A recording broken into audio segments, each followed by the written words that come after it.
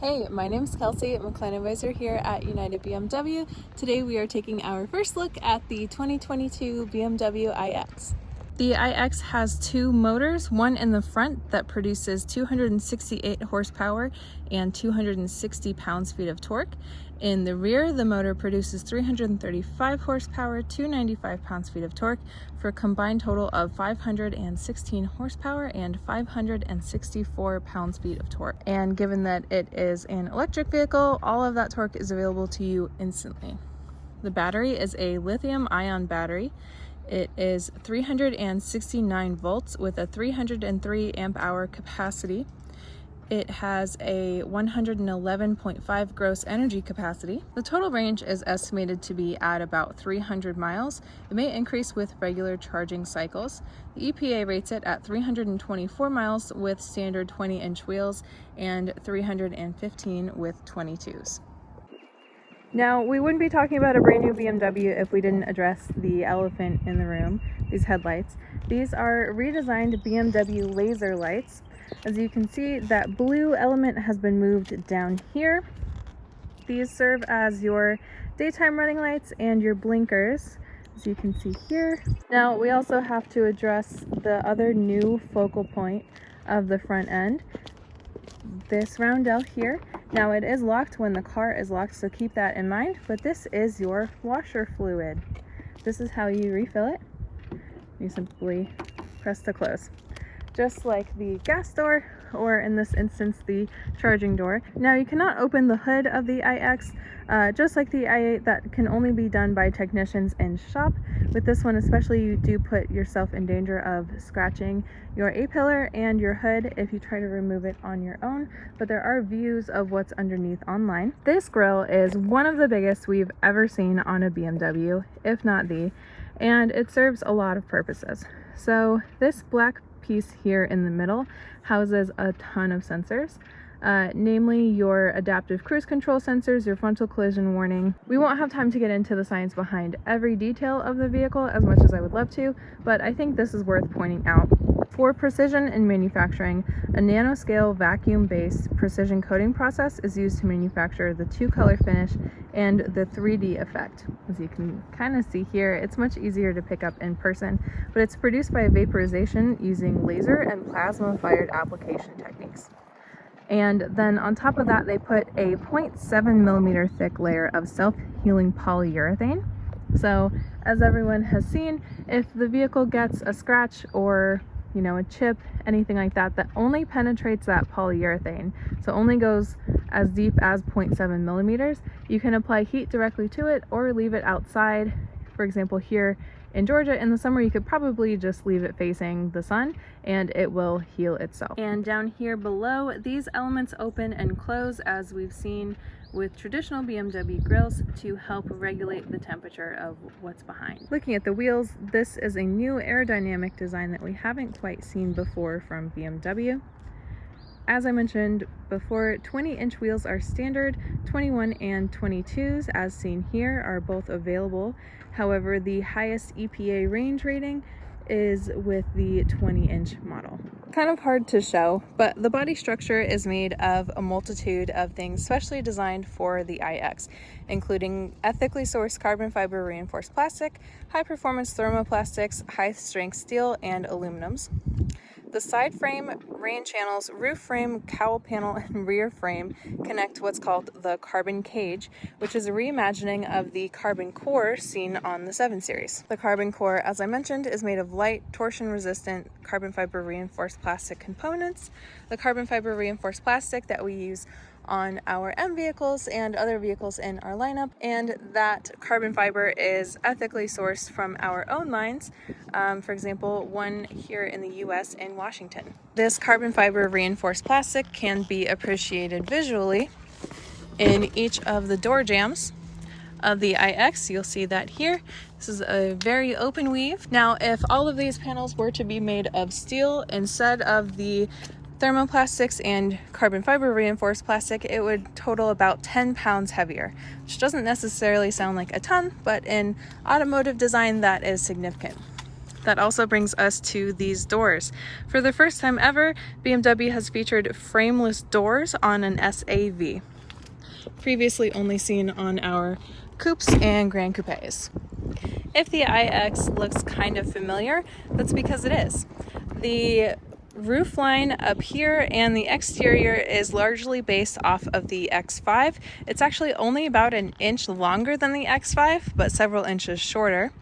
The wheel elements and design are carried from the X7, and that C-pillar design back there is borrowed from the i3. In addition to this, the interior seating layout is borrowed from the X3. Looking at the back, it's hard to tell. It doesn't pick up very well on an iPhone, but this, from my view, is not flashing at all, but it does fade into the center like you saw. That is what the blinker looks like here from the back. Again, these are the thinnest lights we've ever seen on a BMW.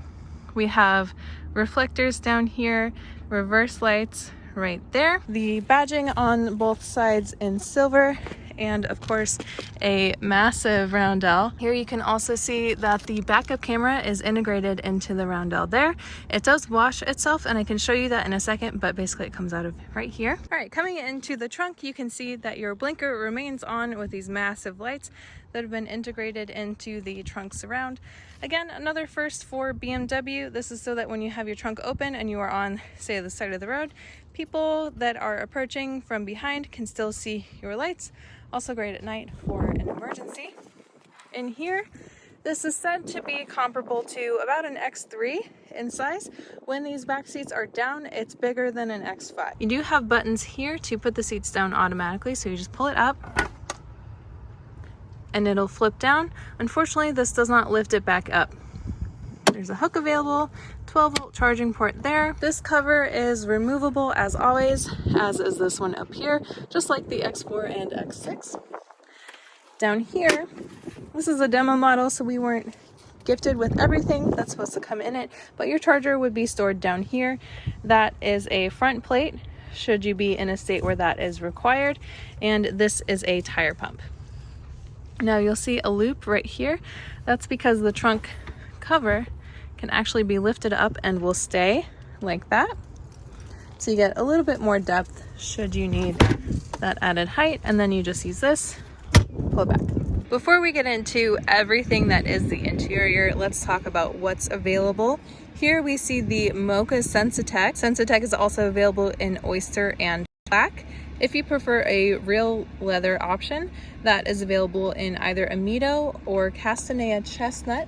That leather is dyed with a sustainable olive leaf extract. If you're more of a cloth person, there is one microfiber and wool blend available in gray and black two-tone. Coming inside, you can see these gorgeous crystal controls. These are your seat controls. These are your memory seat keys and your seat menu function.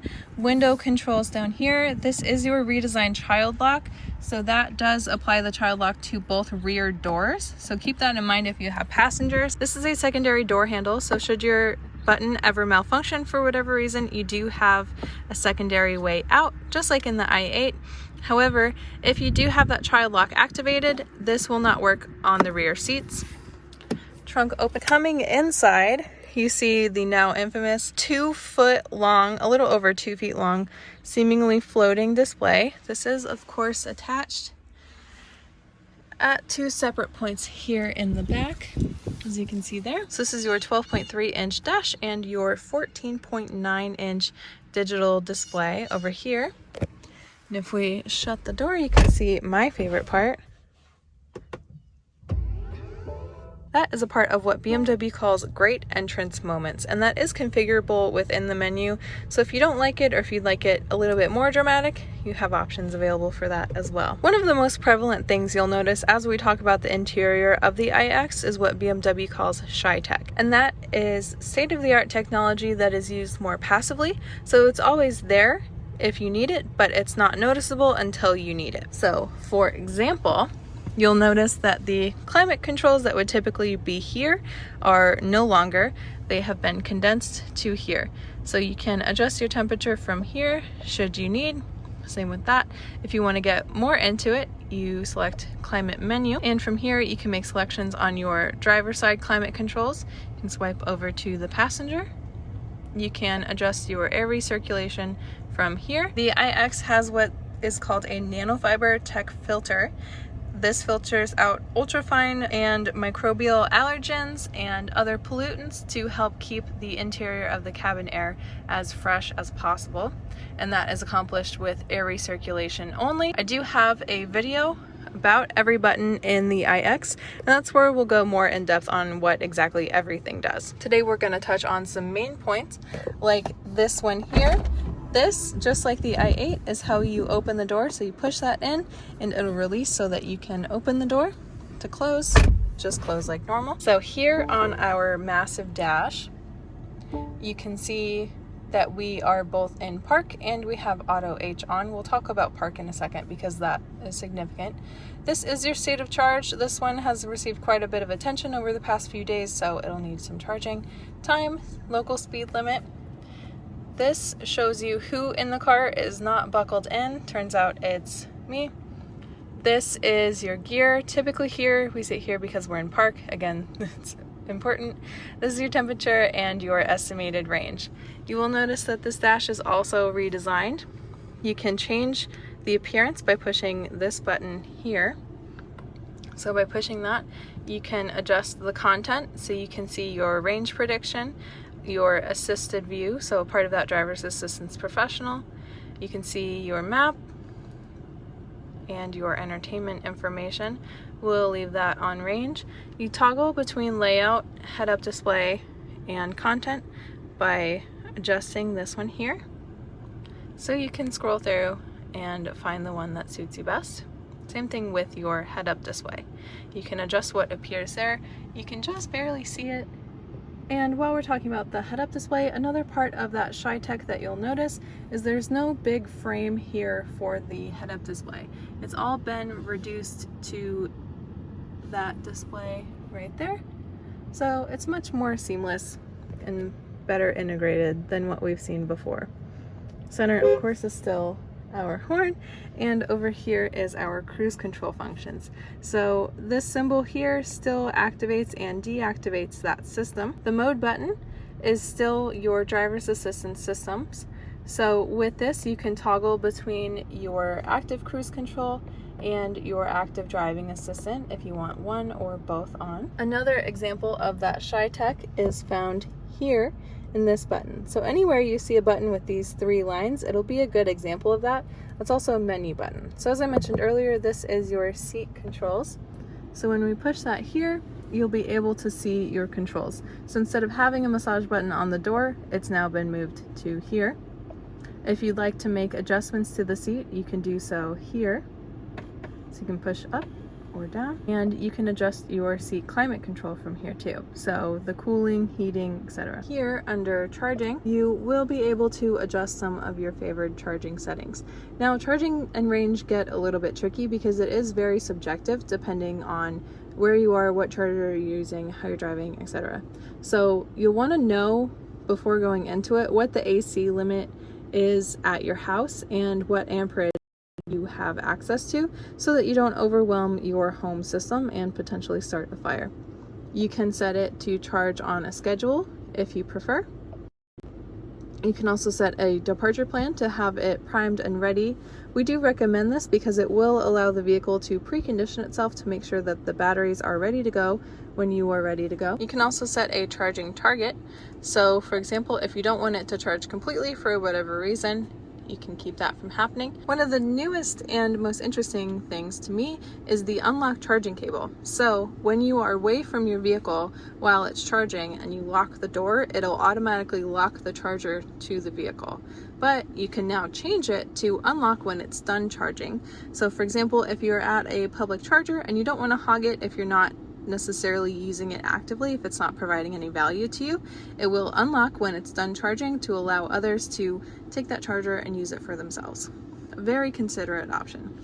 You can also change the fan loudness. So with that, while it's charging, the fans will kick on automatically to help keep the batteries cool and keep it functioning optimally. We recommend unrestricted loudness for the best charging and the fastest. but if you find it's a nuisance, you can restrict it. Looking at the media menu, I just want to talk about the speakers for a second. So the standard speaker system is the Harman Kardon that gives you 18 speakers. This model is fitted with the Bowers & Wilkins sound system upgrade. When you go to your media menu, after a time it will change to this display, which is very simplified and modern looking. You can also tap on the screen to bring back the traditional display. When you have Harman Kardon, you'll see your traditional adjustments here. With Bowers & Wilkins, you get the more immersive and sound experience options. So the Bowers & Wilkins is what gives you the bass integrated into the seat, and you can adjust that through here with the 4D bass experience. So if you find it to be a little bit much, or if you want to experience it more, you can make that adjustment there. Kind of hard to explain in experience, but you feel it kind of through the lumbar, and in the back you'll also feel it through the floor and the lumbar area of the seat. You can choose to synchronize all, so if you turn the driver all the way up, the passenger will also go up. You will also feel certain car warnings as well through the seat. Under personalized sound intensity, you can adjust how intense it is for each person, so if someone is sleeping, you can turn that all the way down, and you can choose to reset from there. You can also experience the sound, and Bowers & Wilkins will start a sound experience for you to go through. Can't play that or any music because we don't want to get demonetized, but it is a very fun and interesting display. I would encourage you to check it out if your local dealership has an iX available to see. And looking forward of our dash, this is a phone space, so you can see right down there is a gap, and if you look through that gap you'll see 2 USB-C ports. So that is conveniently located, so if you prefer to put your phone here, you can have it connected directly to the USB-C port to charge while you're driving around. Otherwise, it's a great space to hold your phone. Speaking of phone holders, there's also one there in the passenger side. Underneath here you have 2 cup holders. You have your 12-volt charging port. As always, this is available as an induction charging pad. It is not one now, so you'll know if you have wireless charging or not depending on the design. As always, this one is a lot more obvious than previously. It used to just be a little lightning bolt here that would tell you. Moving into our butterfly designed center console, there is no charging port in here, it is just storage space. And coming back up here, I know I mentioned it with the camera, these are your lights. You'll have one button here or an individual button on either side to turn both of those on, and there is no feedback there, so just be aware of hand placement when you're using those. This button here is again a menu button, so when you push that, it'll bring up your interior light menu. And the final button we'll get to in a second, but first I want to talk about what it controls, which is this massive sunroof. So this sunroof is a single piece that spans the entire interior, so from A to C pillar. It's the largest ever in a BMW, so it's one single piece of glass. As you can see, there's no struts or anything else. It has a steel frame. It's 2 glass panels with 3 layers of film sandwiched in between them. That's what gives you that eclipsing or polarizing effect that we'll talk about here in a second. It is laminated on both sides, and it provides UV and acoustic comfort. The upper glass panel is triple silver coated, and it helps regulate the interior temperature of the vehicle. So as you can see from the outside, it just meshes well with the exterior. This is the silver coating I was talking about. I'm not sure if you can see, but that's just what helps keep the interior cool. We're showing it backwards like this so that you can see here. You can just barely tell on camera, it doesn't pick up very well, but there are trees there in the background. So this is it open. When you push that, it will eclipse it and completely blur it out. So just to further highlight, this is about as bright as it could possibly be. It's 1 p.m. We're filming in the middle of the day because we're having a party for this later, but this is what the interior looks like with that closed, and that is it open. Coming into the back seat, first thing you see is that there are 2 USB-C ports here on the back of both headrests, and this is the accessory port, same as the one first introduced on the X5. Down here you can see your floor vents, and here are your rear seat heating controls or your rear climate controls. One thing I noticed that I really appreciate is that this portion is a little bit concave. It's a little thing, but it makes it so much more comfortable, so it kind of contours to your body a little bit better. Better lumbar support for your rear passenger. Here you can get a better view of the uneclipsed sunroof. So it is still perfectly bright without being overly glaring. Here in the middle, you have your armrest and your cup holders. Just clicks right back in, and should you ever need it, just like on the X5, you can pull this loop down and open a pass-through to the rear. Speaking of charging, the charging door is found on the rear passenger corner of the car, just like on a normal BMW with the gas door. It also functions in the same way. So you see the traditional table that we're used to, so loading, on a schedule, charging, fully charged, there's a problem. But now you have this that allows it to flip open. So if you're using a standard level 2, you'll only open that top portion.